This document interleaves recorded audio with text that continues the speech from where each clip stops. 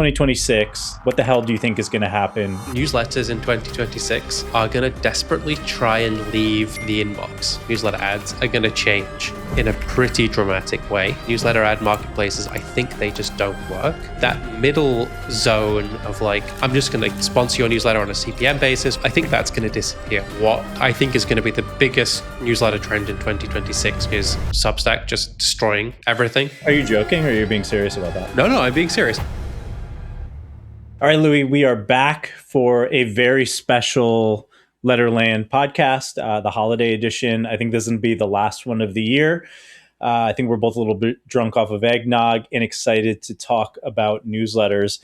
So what I want to do today is we want to talk a little bit about 2025, but since we don't like to dwell on the past in LetterLand, I think most of the time is going to be spent on discussing what's going to happen in the newsletter space in 2026, because what would a podcast be without a preview for the next year? So first I want to get into a little bit, if you had to define one word, one thing that happened in 2025 in the newsletter space, what defined 2025 for you? If it was one word, I was just going to say newsletters or email. That would be the easy one, right? I think you should say LetterLand, right? It's the first year of LetterLand, right? Yeah, people will look back at this year and think, wow, I can't believe there was a time before LetterLand, like before we all bought the t-shirts and went to LetterLand World, Florida. And yeah, it's crazy to think that, a ride on the envelopes ride. It's a great one. Kids lining up for that. I don't know. I mean, you gave me a couple of examples before this, and I'm going to steal one of them. So I'm going to say for me, 2025, probably the year of Substack in newsletters, I think. Yeah, I think that's safe to assume. What are they raising it? Was it 100 million they raised? $1 billion valuation? 90 something, I think. Yeah, something like that. Yeah. They raised a huge amount of money. They really tipped into the social zeitgeist in a way that newsletters have never and probably will never do, to the point where I think for most normal humans, I think now newsletters are like a subsection of Substack rather than Substacks being a section of newsletters almost. Yeah. I think that's safe to say. I think. What about you? Yeah, I mean, I agree with you. I think Substack is far and away the top. I think just the sheer amount of brands that we saw going on there, right? And we didn't even talk about this, and I think we might today, but like Michael Burry has launched one, right? The Big Short guy, everyone knows. And then I actually just recently saw Wall Street Journal, launched on there as well. So I think it's just like becoming again more part of the media fabric, like in just like brands are embracing it. But I think a close second, I would say, like in the newsletter world, is definitely local newsletters.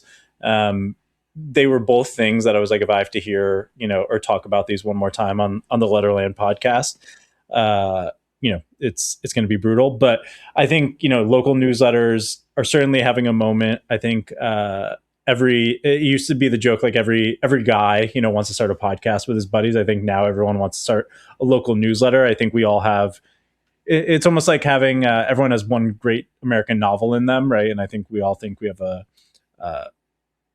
local newsletter.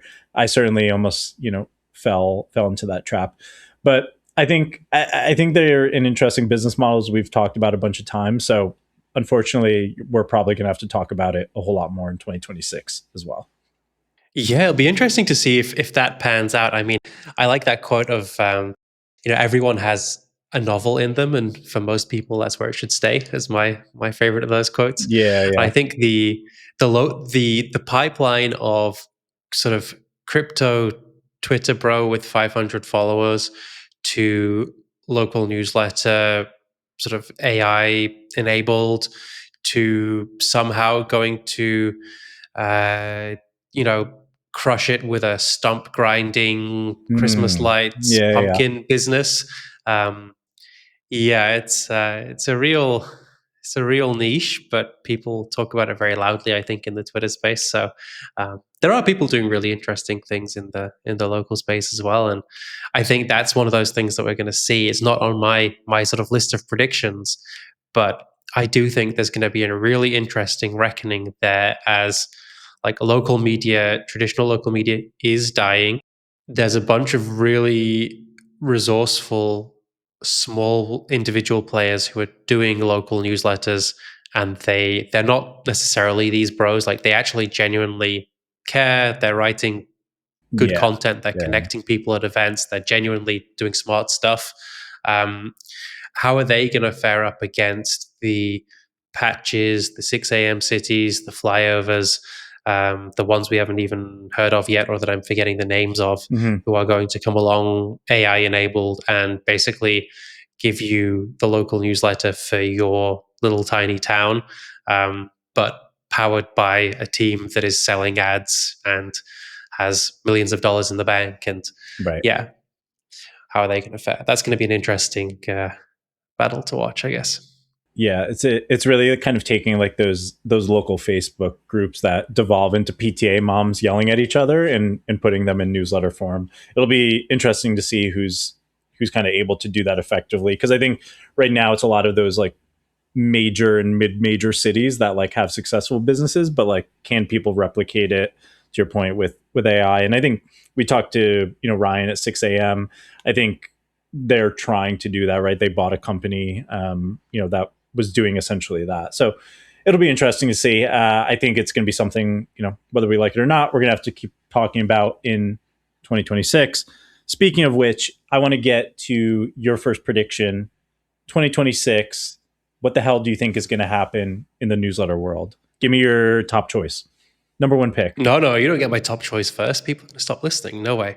Um, I'm going to give you my. I'm going to give you my third choice. This is more of a hot take. So this is not. I have some Bury here the that I'm lead. I like. like it. I have some that I'm pretty sure on, and I have some that I think are a little bit more of a. Uh, we won't necessarily know exactly whether this happened this year or if it just is something that becomes more and more clear. But my prediction for sitting here today and looking, 1 year in the future, how will the newsletter space have changed? I think sponsorships, newsletter sponsorship, newsletter ads are going to change in a pretty dramatic way over the next year. I think it might take a little bit longer, but I think we'll start to see this effect already in the next year. I think at the moment, newsletter ads, newsletter ad marketplaces, I think they just don't work. And I think a bunch of brands have tried out newsletter ads and they have been burnt in some cases. They've tried CPC deals and like these flat rate CPM deals across these different marketplaces that exist. Yep. Beehive has one, Kit has one, there's Paved, there's Live Intent, there's a bunch of places. And I think what we're going to see is that middle zone of like, I'm just going to sponsor your newsletter on a CPM basis, or I'm going to give you a flat fee, or I'm going to do a CPC deal. I think that's going to disappear. I think this middle is going to effectively go. Um, and I think what we're going to be left with is like a really split marketplace where some newsletters are going to get treated as brand partners effectively. They're going to run partnerships together. It'll be about co-crafted content for a lot of cases. It'll be maybe they'll even be like a deal structure in place where it's like a percentage of sales plus like a flat fee for content creation or something. I think they're going to be working more closely together in the way that people work with YouTubers and with influencers. And I think on the other end, you're going to see a lot more genuine performance stuff. And I think that's where a lot of newsletters, the ones that don't have that really big name pull or that really strong reputation, I think that's where they're going to start off, where Yeah. brands are going to go, look, I'm not paying $3 a click anymore because these clicks are nonsense and they're not doing anything for me. And there's way too many newsletters asking to work with me, and there's 50 different marketplaces. So what I'm going to do is what I already do with influencers and with everybody, and basically say, look, hey, I will pay $5 per account sign up. I will pay X% per order or whatever it is. Any newsletter wants to come and work with me, great. Here's my offer. Here's my deal. Yep. Knock yourselves out. If you're as good as you say you are, you're going to make a bunch of money off me. I'm an established brand. It's not like you're taking a risk recommending me. Mm-hmm. But if not, well, I'm not taking a risk on whatever the hell you are until you're big and exciting enough for me to want to invest into like co-creating content with you and partnering. I think that middle ground that's currently occupied by like a beehive, by their ad network, is going to basically disappear and turn into that sort of like pure performance stuff. That's super interesting. And I agree with you. I think generally, like having worked in this space for a long time, having run CPC newsletters, CPM, I agree. It's just like it's not one. It's not a great business for us to be running, and two, like I don't think in a lot of cases it delivers. You know, for and this is saying somebody who runs a business based on this. I think the I think like the brand awareness like conversation, it's just so hard and to say, and like there's no way to really prove it, right? It's like a very sexy and like cool thing, and I think we'd all love to be there, but the truth of the matter, you know, is I don't think it's working. And I agree with you. I think, you know, we should definitely deep dive more on kind of that YouTube model. I think that's super interesting. The one thing, and I'll actually just kind of give you one of mine because I think it ties in, you know, really well. Um, Yeah. is I think the to your point, I think the bar to being, you know, to mattering is going to be so much higher, right? And I mean that from like a revenue perspective. So I was talking to one of the big ad agencies recently, and basically he was saying that he doesn't even want to talk to anyone in with a newsletter, and this is mostly consumer, right? But he won't even talk to anyone unless they have at least 250,000 engaged subs, right?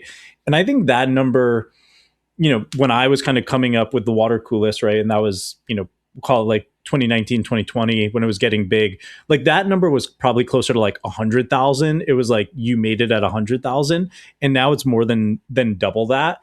And, you know, he's saying like brands don't even want to talk to people, right? Like 250,000 is the bare minimum. And I think that just goes to say, you know, one is everyone's at 100,000 now because it's so much easier to grow, which I think, you know, is not ideal. But I also think it's probably not a bad thing because it's going to make a lot of these like smaller newsletters that are kind of, you know, either you're going to keep it as a hobby or you're just going to end up killing your newsletter because it's just not worth it. So I don't actually think it's a bad thing.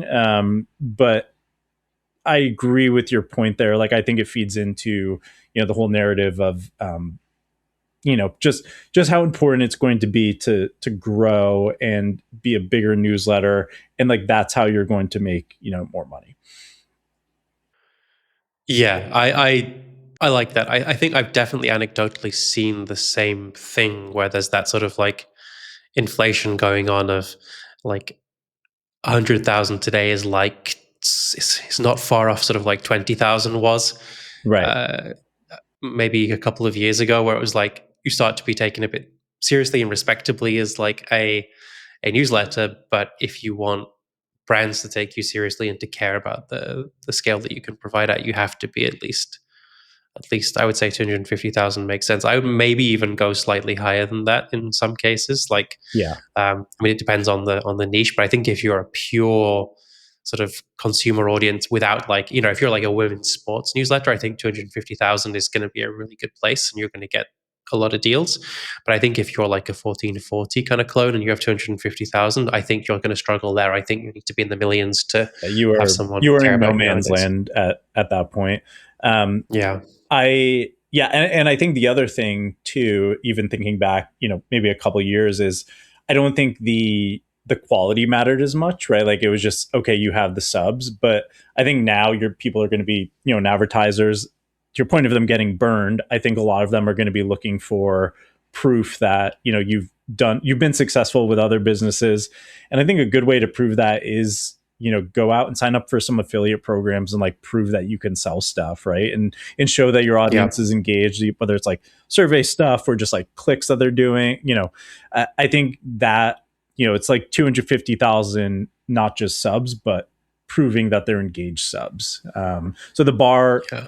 I think that's just, you know, one of my things. Like I think in 2026, the bar is just going to continue to get higher and higher for like quality and quantity. Yeah. I love that.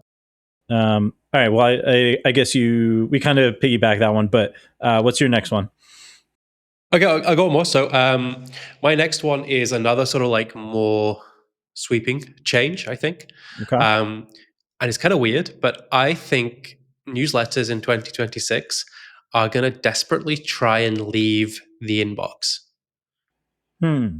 I think we're going to see newsletters, big newsletters, especially try to escape from having their content be consumed in the inbox. I think AI, I think Gmail and Yahoo and all the changes they're making to what's going to be allowed to be opened and quietly sunset, and how those algorithmic and AI rules are going to dictate what even gets opened and seen, combined with the fact that inbox is primarily for work. Younger people hate it. People are reading more newsletters. They want less clutter in the inbox. It's a terrible content consumption experience. It's a to-do list where you sort of email back and forth rather than somewhere you enjoy long form content, right? We've talked about all this before. I think we're at the point now where people are trying to get out of it. So obviously Substack, we saw, I think this week, they are doing everything they can to get people into their mobile app. They even did that sort of like dark pattern hack this week of telling someone's premium subscribers that they had to finish reading the rest of the post inside of the app, and Yeah. effectively they had to download it to see it. Substack is not, in my opinion, doing that because they want to separate you, the author, from your subscribers. I don't even think they're doing it now because they care about sort of like forcing you to remain on Substack, because they're going to have ads, they're going to have a bunch of stuff soon that's going to be so good that they don't need to use the stick. They've got the carrot and it's going to be amazing. But I think what they've realized is the one place that they and newsletter operators are weak is the inbox, and they don't own that, they don't control that, and people don't like to consume content there, and they need to get people into an ecosystem that they own, which for them they think is the app. And I think the app it's a much better content consumption experience. It allows interactivity. It's much easier to pick up where you left off. It has better monetization. It has better sort of like statistics and like analytics of what you're reading and how and what you're doing there. Yep. It makes sense. I think actually I'm going to go out on a limb and say probably newsletter people should not fight it. They should probably like be trying to push people. If you're in on Substack, you should try and get people in on the app as well, because that's much more likely that people are going to read your stuff. Yeah. Um, yeah. I say this a lot to people is like, I don't think we should consider ourselves like newsletter people. At the heart of it is like, we just want people to read our content and consume our ads Yes. or like buy our products. So we should be kind of agnostic about, where they consume it. And maybe 2027 will finally be the year that the calendar invite idea that I've had for a long time will work, where you can send it to somebody via Google Calendar invite, but probably not in 2026. I like that. So, I mean, I think we want to say real quick, I think SMS is going to play a part in this at some extent, right? So people are going to lean Yep. more heavily on that as a way to like, I think the content is not going to be in the email. I think the content is going to be monetized on site or in a blog or somewhere, and then SMS and email to some extent becomes like the, hey, there's something to read, go here, go get it. And I don't know how much SMS is going to play into that and whether that becomes like played out or not, but I think part of it will be. And then I've already talked to three pretty big newsletters um, recently who are moving away from the email platform they use because it is a newsletter platform, newsletter first platform, and it doesn't support very good sort of like integrations with an app, with a mobile app. Hmm. And they are all desperately building out their own mobile apps for their audience because they want to own that. They want to control that experience, just like Substack is giving to their creators. And I think we're going to see a bunch more of that. I think we're back to the days where So every weird. media brand has their own app and people are going to download them and use them. Yeah. That's interesting. Apps and websites. How strange.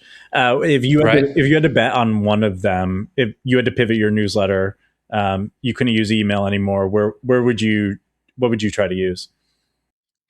For the kind of newsletter that I write, I would either give everything up and just go to like I would either go SMS, physical, Hmm. just like send a quarterly like like hard copy mail out, You're as saying in literally like post, yeah. okay. like direct mail. Are I would you being consider are you for joking or are you being serious about that? no, no, I'm being serious. If I wasn't going to do email anymore, I would go SMS, direct mail, like physical hard copy, because when people are going to read that, they're going to love it. Or I would go Do you know of anyone doing Slack, that? probably. Not really. I know some people who do it as like an add-on, or people who are like legacy media, who Yeah. will do like a limited run, or like the premium version is like that. It is kind of a pain to do, and it's quite expensive.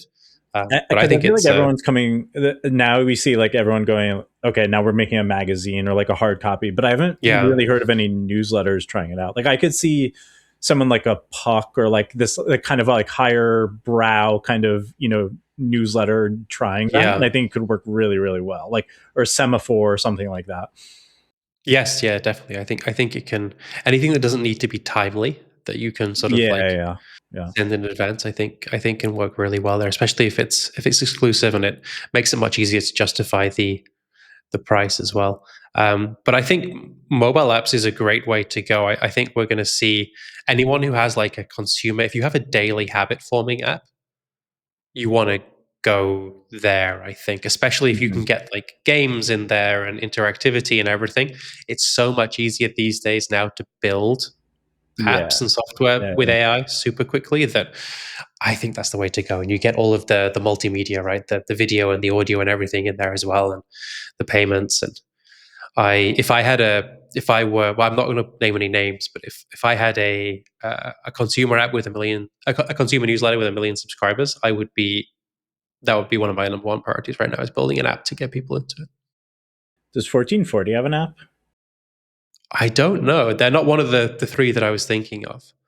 Yeah, it's They interesting. should. I feel like they, especially with like the kind of like that secondary like learning content that they're building, I think it would work really well. But Yeah. Tim, since I know you're listening, go make an app. I think it would work well. Uh, yeah, I agree with you. I think I'm well. I guess I'm getting hung up on the snail mail idea. I really like that. I don't think anyone's doing that. I think it could be super interesting. And I'm actually talking with a client now who has like kind of, and I think we're going to get to this, but like a private kind of newsletter. And it's something that we talk about where like the inbox experience generally kind of sucks. And it's like, how can we get people to a website, and is it like literally just sending them, like we're almost talking about it like we want to send them like a paperless post basically, where they Yeah. open and it's like this really cool kind of experience. They get it through email, but then they're like brought to a website where we can do a lot of like cool other things with more multimedia versus just kind of words and images on a page. Yeah, yeah, exactly. Is that what's your next one? Hit me with prediction number two. Yeah. So my next one, let me see which one I think. So I think the next iteration, obviously I would say probably like 2024 was like the year of the AI newsletter, right? So we had like Superhuman and the Rundown, like a lot of these big guys emerged, and so Hmm. like I would almost call those like kind of like the large language models of AI newsletters, right? Like they're just very broad, like they kind of do everything, and I think we saw a little bit more of it this year, like people kind of niching down into different AI newsletters, right? So like specific to what you do for a job or what your interests are, like how you can use AI to get better. And I would call that almost like the morning brew style of it, right? So like the HR brew, IT brew, right? Like I think people are starting to do or have been doing that, in 2025. But I think with 2026 is like I almost envision it becoming like even more specific about like how you can use AI. And I think the thing I go back to, and I think as newsletter people, like we're always kind of going for mass appeal and like a bunch of numbers. But I think following kind of like the YouTube model, or for what how YouTube creators do it, where they just get like ultra specific about a thing and make a channel around that. I could see that happening, in with AI, and like there being some very successful newsletters that, maybe have like 5 to 10,000 people on them, but they just absolutely own that specific niche, right? So like, for example, not just like finance, how to use AI in finance, but like it's like how to use AI, with for an FP&A, person at this specific level, right? So just getting like very very specific about it, and like how a person can use AI, like what it, how it makes them better in their day job, like those sort of things. So I think it's just like going that one layer down is where 2026 is going to be, and I think that actually follows roughly where AI is going, right? Because again, I think the large language models, like, they've been great, but what I feel is, and what I've heard is, it gets you like 90% of the way there on most things, right? But I think what the hard part is like, where do you get that extra 10% from? And I think that's what like a lot of these big AI newsletters do, is like, okay, they give you kind of these general ideas and like these general prompts, but what are the things that like are super super valuable and like make you better at one specific thing? So I think there's going to be kind of an emergence of newsletters there, and I think it's, a really big opportunity.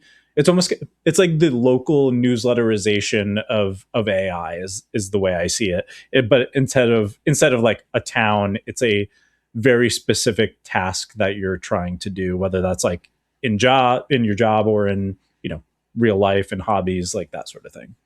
So you really hit like the niche long tail of this stuff. Yeah, yeah. So I think it's just going like that extra step, and like, kind of nailing down, because I think uh, my general sense in talking to people about AI is like there's a lot of kind of like, what now? It's kind of crazy that I Mm. wouldn't say we're like bored of, chat GPT, but I think everyone's kind of like, okay, like I can use it. I can write some emails. I can use it as a Google replacement. That's all really cool. But like, what's next? And I think the what's next is it getting like ultra Mm. specific in helping you. And I think as like more models and products, that are specific to, industries or something like that emerge, there's going to be a need for people who are, experts in that. And I think what better place for them to live than in a newsletter? Yeah, yeah, I like that. It kind of dovetails into my next one, which was going to be that I think we're going to see 2026 be the year that people really embrace more exclusive newsletters. Hmm. Okay. So I think we're going to see there's a bunch of AI slop everywhere. Social media increasingly feels like something you don't control and something where you're not seeing there's a lot of noise to signal, I think, right? The noise generation is super high. Yep. And you're not seeing curated, thoughtful experiences from people who are real experts and who really matter and who you really want to learn from. I think at the same time you have this craving for community and for events and for experiences, and you really want to hear personal stories, but from experts. I think one thing that's great about Substack and the newsletter boom is that it has opened this arena to really smart people who 5, 10 years ago they would never have considered starting a newsletter and sharing this stuff with anybody, but they now realize that that's great for hiring, it's great for building their company, it's great for a whole bunch of stuff, um, like Michael Burry. And so I think what we're going to see is a whole bunch of these exclusive newsletters where you're writing for a couple hundred, couple of thousand people at most. You're making it invite only, so you're inviting people yourself. I think what we're going to see pretty quickly is that that's going to actually bring back like a version of referral programs, which haven't Hmm. really been a thing over the last year or two. I think that is like, if I was starting a newsletter today, it's the newsletter that I would do. It's invite the first people myself, very specifically, invite only, super niche. Um, and then basically tell those people, hey, you get one invite or you get two invites each. Yeah. It's only available for a week. You get to choose which two people get those, and then it's done. And you grow a really high quality newsletter that way by sort of reversing the referral program. And then you can run ads on that audience. If it's super niche, it's not going to be big, but the quality is there. You'll do fine. You can do services if you want to, or if you have a business on top of it, like I do with Sparkloop, great. That funnel works really really well, and I think we'll start to see more premium communities and like in-person events and stuff happening off the back of those kind of things as well. I think most industries and a lot of like salespeople, even like senior salespeople, CEOs, execs will start to do something like that and take it with them from business to business as they go, and it just becomes like the thing that maybe a LinkedIn and so on, Twitter was a couple of years ago, but Yeah. not quite as effectively, and this becomes the better version of it, I think. Yeah. I mean, it's almost, I mean, it's a good, I like that idea of, yeah, kind of like it's almost your own personal social networks. Like, why wouldn't, if you're, a CEO or something, like, why wouldn't you want to own this audience? Because, Yeah. whatever you go and do after, like, if you start your own company, it's like, or if you go and, want to raise money or like whatever it might be, it's like you already have this kind of built in audience of like people who love you and want to help you out and like potentially give you money. So, yeah, I think it's a great idea. And the other thing you hit on, was kind of briefly was the invite only newsletter. I think that's everyone I hear now, it's I think it's attributable to Nathan May. So shout out to him. I think he really kind of, I'm sure people were doing it before him, but he really kind of ushered in the idea. So so kudos to him. But I do think there's going to be a lot more people, interested in that. It's kind of funny because just like in my day-to-day consulting, in the last couple of weeks, I've had two clients approach me about that. They already have very successful newsletters, but they want to use it, in kind of unique ways. And they already have like fairly broad newsletters, but I think what they want to do is use it to build like this exclusive community of like the people they really want on their list.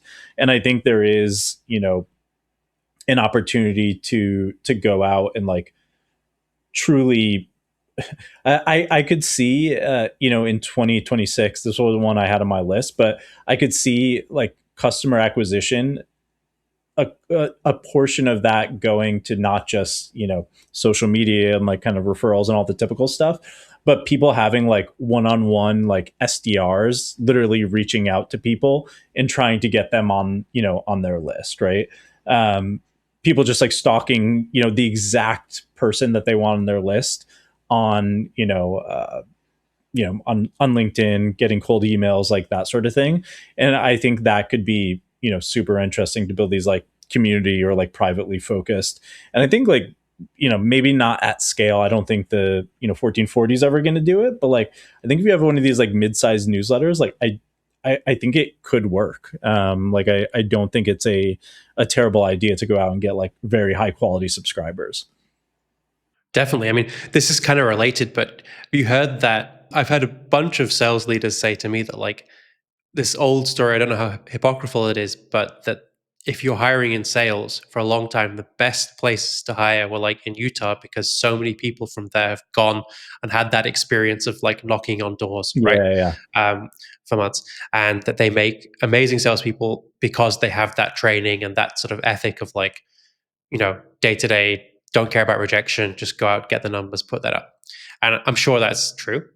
What I find really interesting is that I'm now hearing that the new version of those people who are selling well and converting well in like a social, like digital first world where it's happening online rather than with cold calling.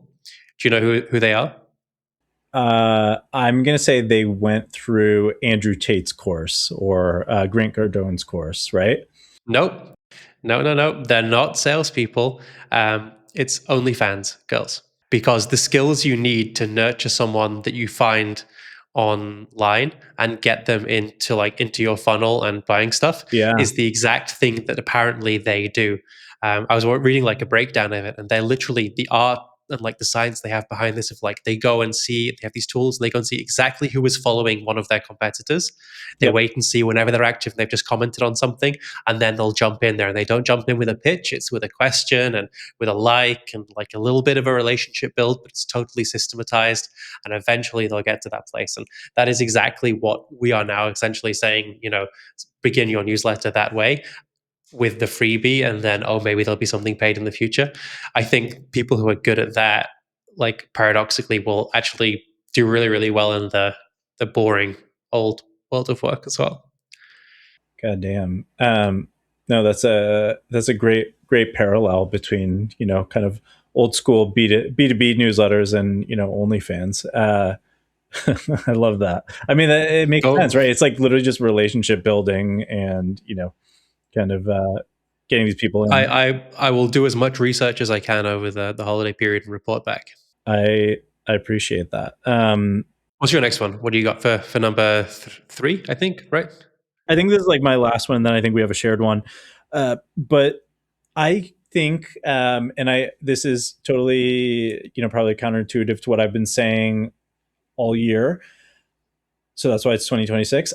I think curation, smart curation, is going to make a comeback in 2026. And I think, I was talking to somebody recently, and I thought it was really smart what they said. They were like, you know, curation is a powerful form of journalism.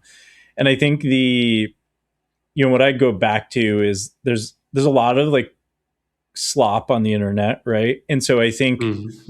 my thesis was always, okay, well, it's just like a utility, you know, there's going to be, the ability for AI to go out and just like curate all this information.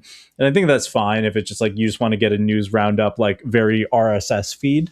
Um, but I think kind of with the combination of like, everyone, I think everything going much more towards a creator based newsletter or a newsletter that has a face versus a brand. I think there's a real opportunity for people to, be tastemakers in this, this AI space, and just like having this trust with someone that's, your friend in your inbox who's sending you all the best links and, sending you some commentary. So maybe this is just wishful thinking on my end because I run, essentially a curation newsletter, but I do think there's something to be said about, trusting the person that's doing it and knowing the person who's, sending it, trusting their taste that they're going to send you good stuff that you actually care about. And I think that's going to be a really powerful way to build relationships. So like I could even see, you know, CEOs, executives, I think a lot of them think, oh, I have to go and be a think boy and like have all this thought leadership stuff and be a subject matter expert. And I actually think there's a big opportunity for these people just to be like giving a brain dump, right? What I like to call like a browser history of like, it'd be great to know what, I would love to see what is Jamie Dimon or, Ray Dalio, like what are they looking at on a day-to-day basis? Maybe not their OnlyFans history, but it's like what are they reading every day? And like just curating that stuff, I think is going to be super valuable. And I think there's, a big opportunity for people to kind of like make their name, on the internet doing that. Even though in theory, like when you kind of go back to first principles, it's really just kind of a curation, play. But I think people are almost going to be revolting against the AIification of all of that and being like, no, we want to follow real people and like know what they're doing. And I think to an extent, right, like Emily Sundberg does some of this, right? It's like people just feel this connection to her and want to know like what she's talking about, what she's reading.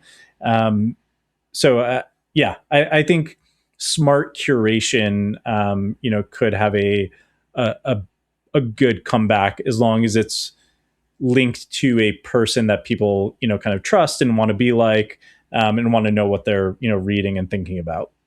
Interesting. I don't know how much I agree with that. I do think there's like let me try and get my thoughts down. I think there's a brief window of time where I think curation is going to be really challenging because I think we're now at the point where AI is pretty good at curation, Hmm. but it hasn't reached the point yet where it's so heavily monetized that the curation becomes irrelevant or sort of like imposing. Kind of like there was probably like a year or two of Google search where it was really good before it suddenly became just like a bunch of people hacking the system on the SEO side, Yeah. and B, like pay for play, right? Hmm. The links there, and it became essentially unusable for a lot of things. And I think we were probably in that sort of sweet spot now for AI where it's good enough to find the stuff, but it hasn't had the shit optimized and monetized out of it by marketers yet.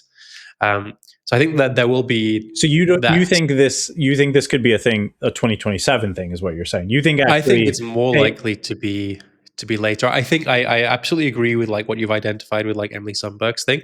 I I don't know how replicable that is going to be for a lot of people, because my take on, not to call her out specifically, but I think a bunch of the reason that people will read what she's reading is because they think that other people who they care about and who they're going to talk to are also reading it, so they need to be able to talk about the same thing in common, Mm. kind of in this, the same reason that everyone reads the same industry magazines, and Right, you right. know you read a newspaper to sort of stay up to date on stuff so you can talk to people about it.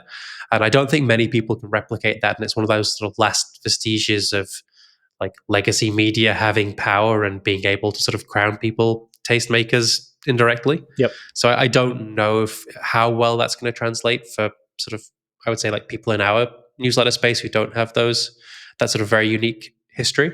But I do agree. Like the thing that I really liked about what you said that I would like 100% see happening and endorsing is like this idea of, I would love to see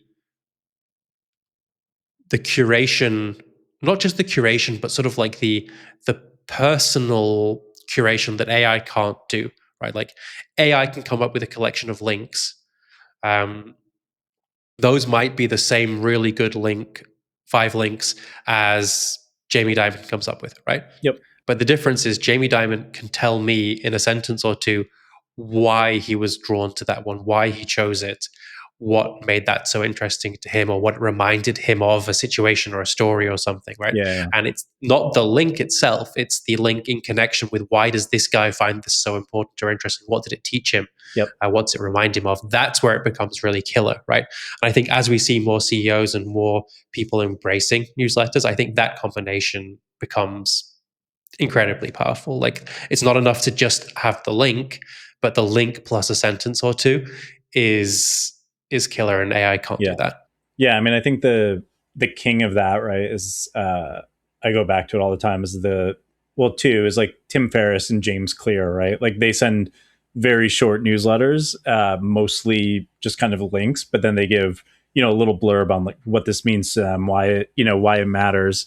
And so yeah, I agree. I think it's super important. And I do think it's you do need to probably have some clout to be able to do it, right? So I don't think you could just be like, hey, I'm just going to start, having a link roundup and people are going to listen to me. It's like people need a reason to listen to you first, and then I think it creates the flywheel.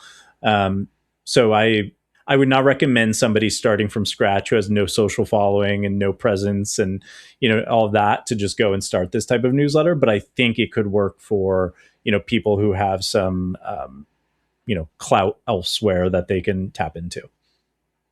Yeah, you know what? Because it's Christmas, I'm gonna disagree with you again. I think combine that with your like that idea we are talking about with the invite only newsletters.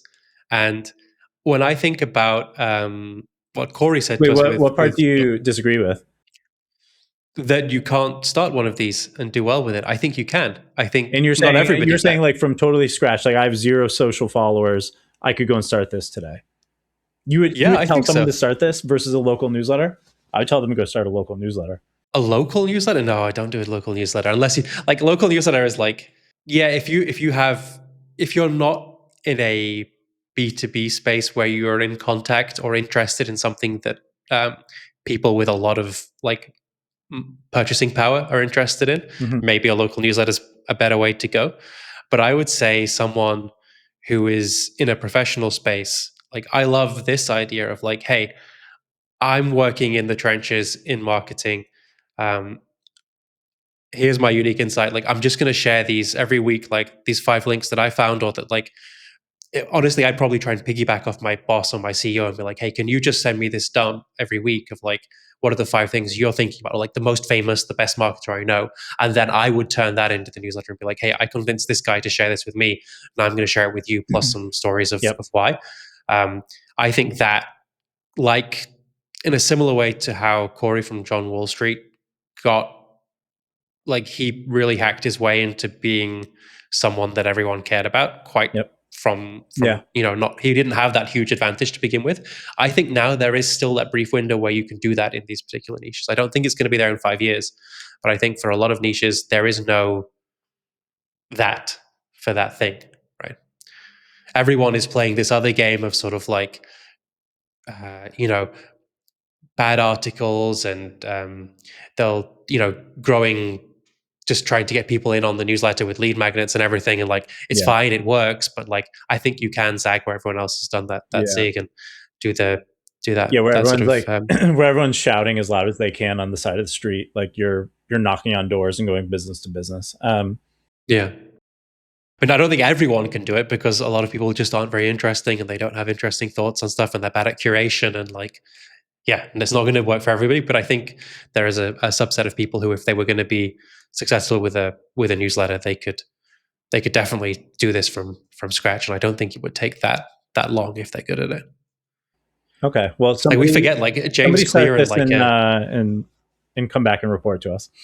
yeah, I mean, like, James Clear and Tim Ferriss and Sahil Bloom and people like that, they had to do this themselves, right? Like, they had the advantage of Twitter and a different time to be able to do this. But like, we care, or some people care, about what their thoughts are and their sort of Mhm. platitudes are now. But I mean, it's not like, a lot of that is because of how they managed to get to where they are, rather than that they did something insanely cool first and then started talking Yeah. about it later. Yeah, I guess I will change my answer a little bit and say you don't have to necessarily have like clout or like a social following or have like written a book, but yeah, you do need to have something interesting or some sort of angle, which I guess is like duh. But I think yeah, you can go and be like, okay, well, I'm like an analyst or something at a bank, and like but what's your angle? Like, okay, I'm only going to talk about like this very specific industry, and then I'm going to target those people, right? And like, because I have this insider knowledge, and that's your angle, right? Like, that's your kind of in and your wedge with people. So yeah, I think it's, you bring up a good point. You have to be fucking interesting. You have to say it, in a interesting way. Um, and you have to be able to like curate stuff that people actually care about. So yeah, I think more people could do this than I initially thought.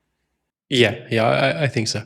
Shall we? I guess I'm disagreeing with you, because I know we're going to agree on the last one. So do you want to share that?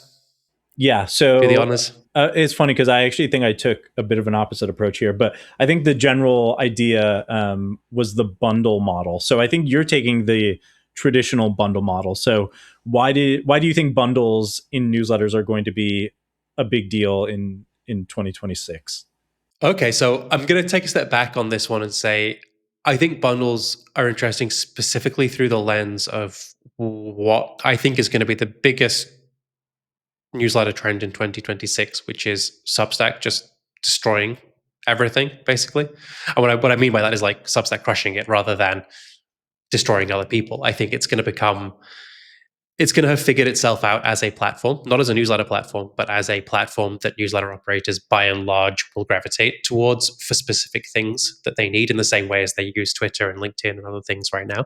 And I have a bunch of reasons why, but one of those is bundles, right? I think we've talked about this before, but Substack, I think they're going to do three really interesting things. I'm going to make three predictions this year, Oh, this is 2026.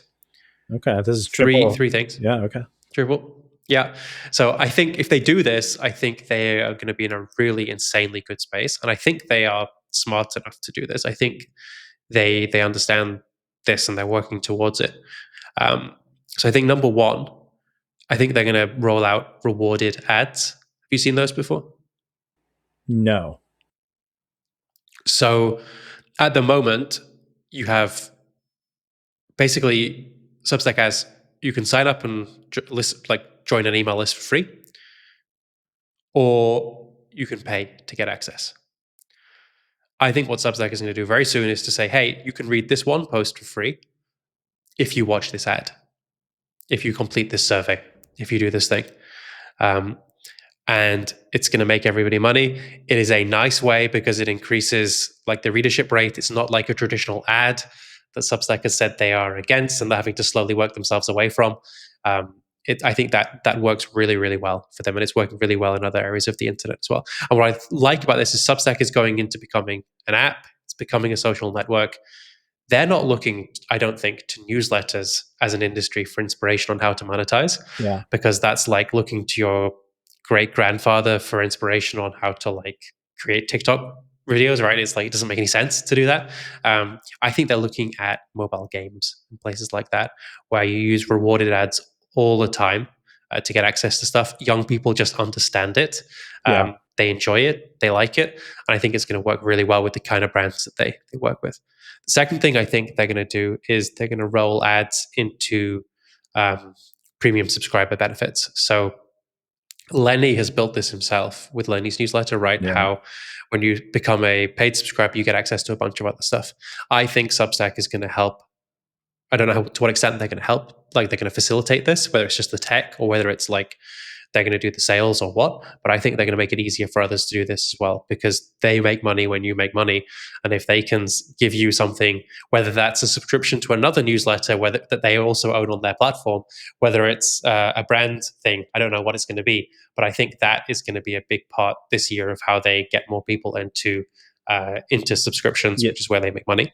Yeah, I think, and just the Yeah. pause there, I think you kind of glossed over it, but I think it's a really good point because I think there's basically like three ways you can think about bundles. There is like one is just like the traditional almost cable model where you have like five newsletters bundled together for one price, which Yeah. I think is actually like tough and like a bad economic model for most creators, right? Unless there's a bunch of huge ones in there. And then I think there's like the Lenny model, Lenny Rachitsky's email, where he's saying like I'm going out and bundling a bunch of products that my users want to use, and he gives away a ton of value, right, to his users. So it makes a ton of sense. A bunch of tech products and like SaaS companies, they all obviously want to work with him. So getting their products in front of those users for free or for a low cost makes a lot of sense. And then I think there's like the combination of that, right? And it's almost like what you see with a bundle when you join a cable, or excuse me, like Netflix or something, and they give you a free Uber Eats account, right? Like those sort of things. It's like this combination bundle. So I think Yeah. just to like differentiate, I think there's like a couple of different ways, because I think generally the way I look at like the traditional bundle of five newsletters under one subscription, like I think that's a tough sell for a Substacker generally to do. You do? Okay. No, I think that's coming. I think that's where they're going to crush it. No. I'm saying I think it's coming. I think it's going to happen. I think it's generally a bad economic model. I saw someone on LinkedIn post, and they're like, why do I have to pay $10 per newsletter? And it's like, because that's how this person's making a living, right? So if you go and say like, hey, you're gonna go and subscribe, but that person's only getting $2, like I don't see the economics of the other newsletters carrying that weight. Like I just don't think the math is going to math for most Substackers to continue make a living if they lower the barrier to entry. Yeah. So I think there is what I'm going to say is I think there's a problem with Substack, not with Substack, but with writing online in general. Same as with OnlyFans, same as with Patreon and paid podcasts and memberships everywhere. Most of them are not going to make enough money to live Right, off. right. Doesn't matter whether they're being paid directly or whether it's through like a bundle subscription. Same with artists on Spotify. If Spotify didn't exist and people had to buy the records, they would still not make much money from it. They'd have to make it from events like they do at the moment, right? But I do think that if you do it smartly, which is what I think they're going to do, if you have a Substack bundle or Substack pass, more of a thing, right? Where it's like you pay Substack, you pay maybe $20 or $19 a month or something, and you get access to read a specific number of articles each week or each month or something, and then it resets. And you can choose to use those on specific ones, and it gets paid out that way. But if you use it across a bunch of ones, the nice thing is you can always upgrade to an individual subscription.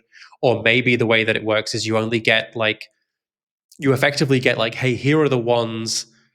I, as a Substacker, I effectively go from having a free tier and a paid tier to having a free tier, a paid bundle tier, and then the stuff that I give to people who pay me directly. So you get that extra level from your fans who pay on top of that, on Yeah. top of their $20 fee, right? They get access to Your 4 posts a month. OnlyFans per se. Only you. Exactly, yeah. You get your $20 gets you the 4 premium posts, but to get the Okay, so 2 super that's more premium of like posts, you have to do the this. I would call it like the I guess the Audible model, right? Versus like so what Yeah, I was thinking, and I guess this is probably the wrong model, is maybe there's like a Substack, finance package, right? Where it's like the five best, kind of finance readers and you get access to all of them. Like that's where I think it doesn't make sense for, for the readers, or excuse me, for the creators. But I do think what you're saying, makes sense where it's more of like a pass to like, you can kind of use your credits however you want. yeah. I think that's got to be the way forward. I think as soon as you start to try and bundle writers together, and we've seen this at Sparkloop on the growth side, like everyone has their own little ego and they think they're better than someone else and they don't want to partner with this person, but they do want to partner with this person. It's like, Yeah. no, just we're gonna have a Substack flat fee. If you want to have something that's included in this, like as a specific at a specific price point, great. We're going to send you a bunch of exposure from people who like to pay for content that they Yep. can then upgrade into, and we're going to pay you to do that, and it's going to be amazing.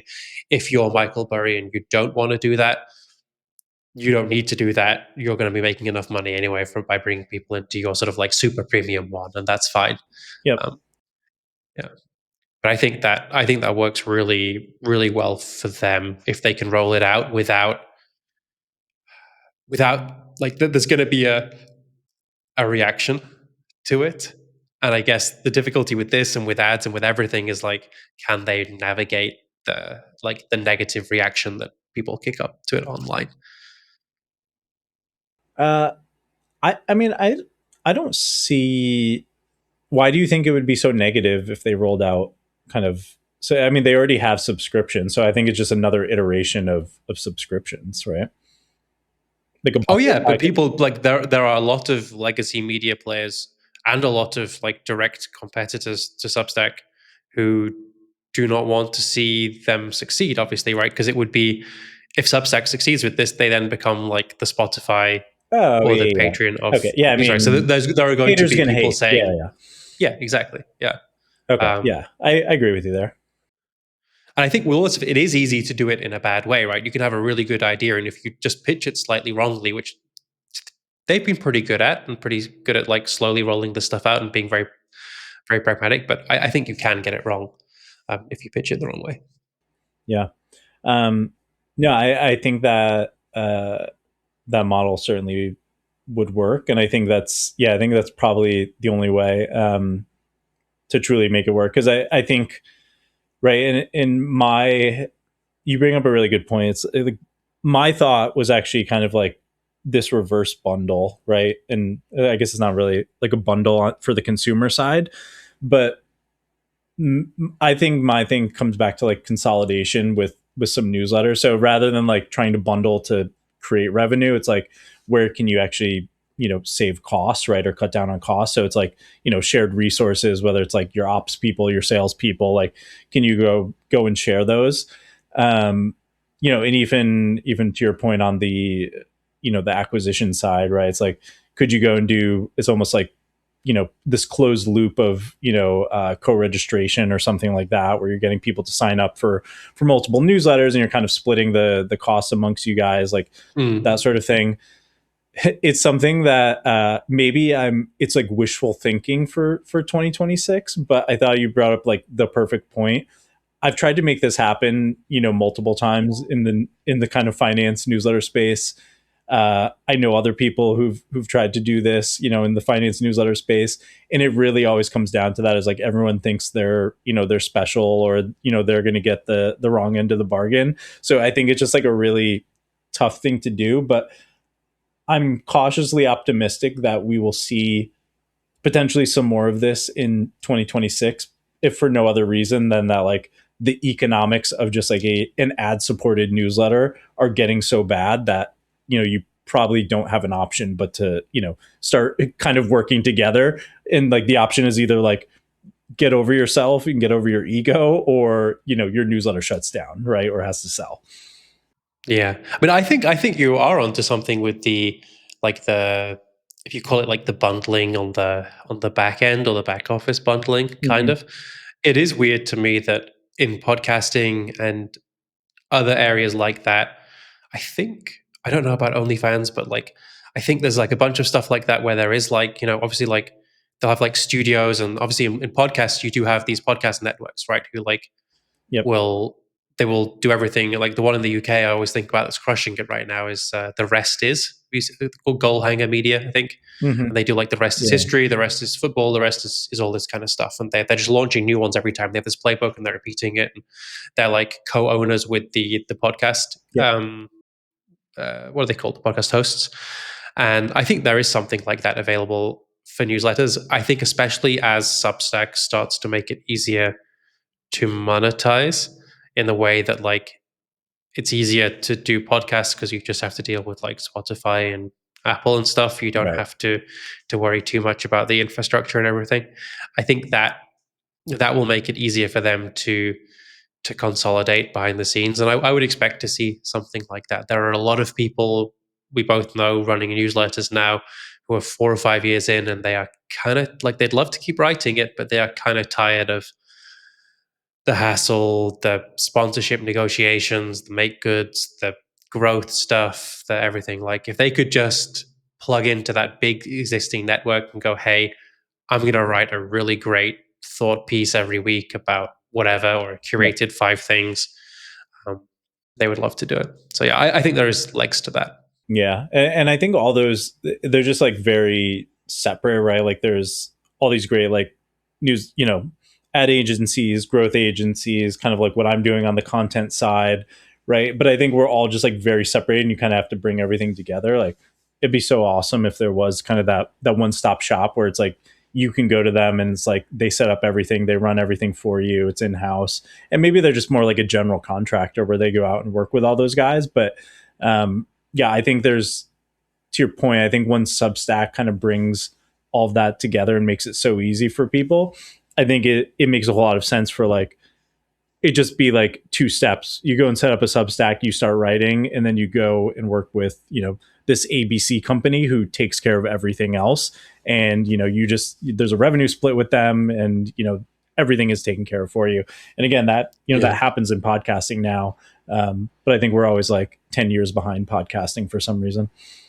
Yeah. I wonder if that's where legacy, sort of like traditional higher end media ends up, where they effectively, I'm starting to see some of this now where they will like pay and bring on columnists or what do you call them, journalists, writers who will write on Substack and will own a percentage of the revenue and everything. And Right. I think that has some legs to the point where um, we like legacy media really kind of got screwed in that they really believed Google's like information wants to be free, right? So they took down all these paywalls where people were happily paying a load of money for like really good content.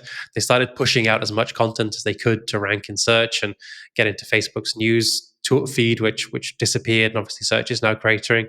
And now they're looking at these Substacks that are like, hey, we only have a small audience, but they pay us a lot of money for this like really high quality content, and they're Yeah. like, that was us 10 years ago, 15 years ago. We were told it was going to die and it was never going to work, but they know how to do it and they're really good. So if they can like stretch those muscles again and tap into their existing audience, who some of them still do want to pay a lot for content, Yep. I think that could be like a way out for them to some extent, maybe. Yeah, yeah. I mean, we're seeing that. I know, like CBS News just brought in some folks like that. I think, yeah. There's going to be.